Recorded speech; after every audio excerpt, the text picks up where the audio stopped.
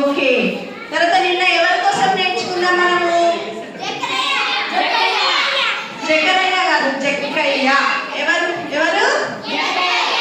ఆయన పని ఏంటి? జక్కయ్య పని పన్నులు వసూలు చేసేవాడు కదా. ఆయన ఏ ఊర్లో ఉండేవాడు?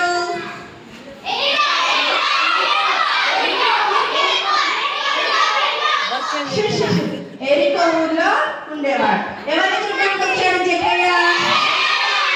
చూసాడా? ఏ చెట్టు ఎక్కాడు? మర్రి చెట్టు కాదు కదా, ఏ చెట్టు? ఓకే, సో నిన్నటి థీమ్ ఏంటి?